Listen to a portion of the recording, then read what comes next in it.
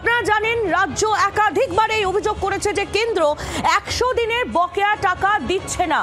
এই টাকা রাজ্য বারবার চাইছে, কিন্তু এবার কেন্দ্র জানিয়ে দিল যে তারা টাকা এখনই দেবে না। 4,500 কোটি টাকা চেয়ে ইতিমধ্যেই হাইকোর্টে রাজ্য আবেদন করেছে, কিন্তু কোনোভাবেই বকেয়া টাকা দিতে রাজি নয় কেন্দ্র।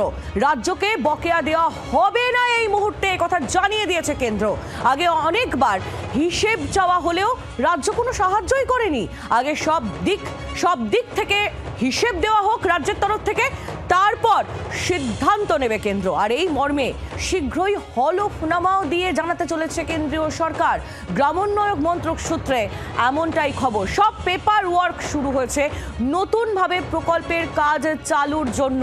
আর এরই মধ্যে 100 দিনের বকেয়া টাকা বাংলাকে এই মুহূর্তে কেন্দ্র তরফ থেকে দেওয়া হবে না, এই কথা একেবারে জানিয়ে দিল কেন্দ্র।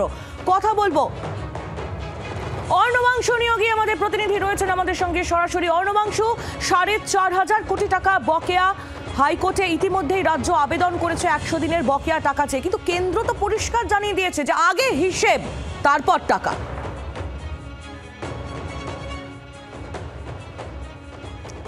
আইলি, সেটা অবশ্যই বলতে হবে। যদি 100 দিনের কাজ বা মনরেগা প্রকল্পের কথা বলা হয়, 2017 থেকে 2022 পর্যন্ত কেন্দ্রীয় সরকার এই বছরগুলিতে বা অর্থবর্ষে কোনো টাকাই কিন্তু দেয়নি এই প্রকল্পের জন্য। সেই সময় রাজ্য সরকার তারা কিন্তু সেই টাকাগুলো দিয়েছেন। রাজ্য সরকার 2017 থেকে 2022 পর্যন্ত মোট 5টি অর্থবর্ষে 4,563.64 কোটি টাকা কিন্তু তারা এই প্রকল্পে ব্যয় করেছেন। রাজ্য এখন বলছে যে সেই টাকাটা কেন্দ্র দিক, কারণ এটা কেন্দ্রকেও দিতে হয় এই প্রকল্পের টাকা। কিন্তু কেন্দ্রীয় সরকার সূত্রে খবর বা গ্রামোন্নয়ন মন্ত্রক সূত্রে যেটা খবর, তারা এই টাকা দেওয়ার বিষয়ে কোনোভাবেই রাজি হতে চাইছে না। কারণ এই অর্থবর্ষগুলির আগে কেন্দ্রীয় সরকারের কাছে যে হিসাব রাজ্য পাঠিয়েছিল তার মধ্যে একাধিক গরমিল রয়েছিল। একই অর্থবর্ষে তারা হিসাব দিয়েছিল, বারবার দেখিয়েছিল, সেখানেও দুর্নীতি রয়েছে। কেন্দ্রের বক্তব্য, সেই দুর্নীতির অভিযোগ যখন রয়েছে সেই সমাধান সূত্র তারা বের করুক, ফ্রেশভাবে হিসাব তারা পাঠাক, তারপর কেন্দ্রীয় সরকার ভেবে দেখবে যে বকেয়া টাকা তারা রাজ্যকে দেবে কি দেবে না। এবং কেন্দ্র এটাও তারা বলছে, হলফনামাতে জানাবে যে আমরা নতুনভাবে যে প্রজেক্ট শুরু করার কাজ তার ওয়ার্কিং বা পেপার ওয়ার্ক শুরু হয়ে গিয়েছে। এই বেঙ্গল থেকে যারা আছেন অফিসে, তারা ইতিমধ্যে কিন্তু কোর্টের অর্ডার, কি টাকা লাগবে সব বিষয় পেপার পাঠিয়েছেন দিল্লিতে। দিল্লি থেকে অনুমতি হওয়ার পরে কিন্তু এই প্রকল্পের কাজ শুরু হয়ে যাবে। কিন্তু কোনোভাবেই এই বকেয়া টাকা রাজ্যকে দেওয়া হবে না এই মুহূর্তে, এমনই স্ট্যান্ড নিচ্ছে কেন্দ্রীয় সরকার। অর্ণবাংশু, তুমি আমাদের সঙ্গে থাকো। গতকাল কৃষ্ণনগরে মুখ্যমন্ত্রী মমতা বন্দ্যোপাধ্যায় তার সভা ছিল, আর সেই সভা থেকেও তিনি 100 দিনের বকেয়া নিয়ে সুর চড়িয়েছিলেন। কি বলেছিলেন রাজ্যের মুখ্যমন্ত্রী মমতা বন্দ্যোপাধ্যায়, শোনাবো আপনাদের। কেন্দ্রীয় সরকার দেয় না, 100 দিনের কাজের টাকা বন্ধ, গ্রামীণ আবাস যোজনা বাড়ি তৈরি করার টাকা বন্ধ, আজ 4 বছর ধরে। কেন? কারণ বাংলা প্রথম হয়েছিল যে ভালো কাজ করে সে পাবে 0, আর ডাবল ইঞ্জিন সরকার বিজেপি হবে কোটি কোটি টাকাতে পূর্ণ। এই তো হচ্ছে ডাবল ইঞ্জিন সরকারের কাজ। মুখ্যমন্ত্রী মমতা বন্দ্যোপাধ্যায় তার বক্তব্য আমরা শুনছিলাম। আর এই প্রথমবার নয়, এর আগেও একাধিকবার এই বকেয়া নিয়ে মুখ্যমন্ত্রীর গলায় আমরা তীর্যক সুর শুনেছি, ক্ষোভ তিনি উগড়ে দিয়েছেন। আর এই প্রসঙ্গে আমরা একটু কথা বলে নেব তৃণমূল কংগ্রেস নেতা জয়প্রকাশ মজুমদারের সঙ্গে, রয়েছেন তিনি আমাদের সঙ্গে টেলিফোন লাইনে। জয়প্রকাশ বাবু, রাজ্যকে বকেয়া এই মুহূর্তে দেওয়া হবে না, এই কথা একেবারে সাফ জানিয়ে দিল কেন্দ্র। আর তারা এটাও বলছে যে এর আগে অনেকবার হিসেব চাওয়া হয়েছে, কিন্তু কোনোভাবেই রাজ্য সাহায্য করেনি, তাই আগে হিসেব পরে টাকা। কিভাবে দেখছেন? কেন্দ্র মিথ্যে কথা বলছে, সর্বৈব মিথ্যে কথা। যতবার হিসেব চাওয়া হয়েছে হিসেব দেওয়া হয়েছে। এই প্রসঙ্গে আমি একটি কথা আপনাদের জানাতে চাই। ভারতবর্ষের আইন অনুযায়ী শাস্তি বিধানের আগে যে দোষ বা অপরাধ সেটা প্রমাণ করতে হয়।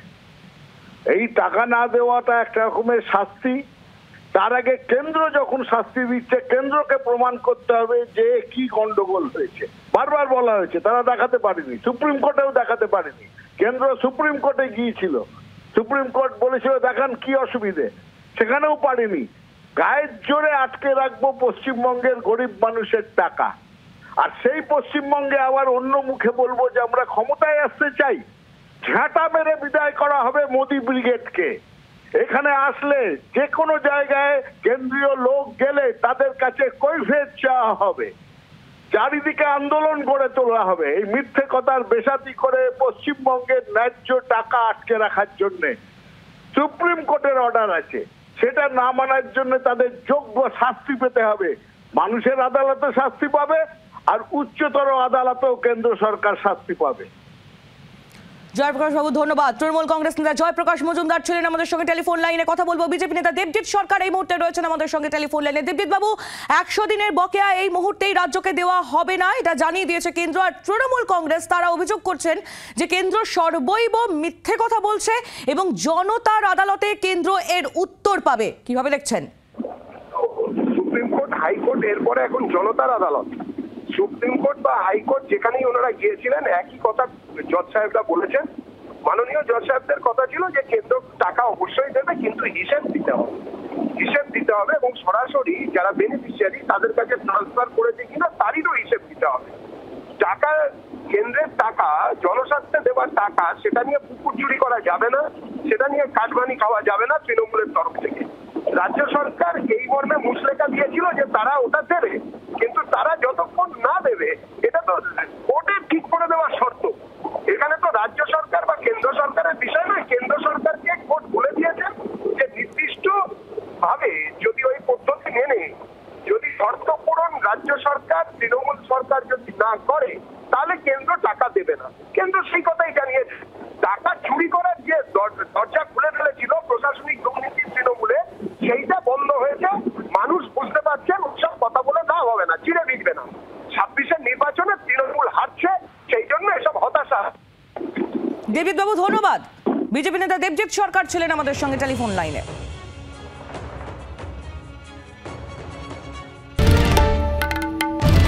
বাংলার আওয়াজ, বাঙালির আবেগ, জি 24 ঘন্টা।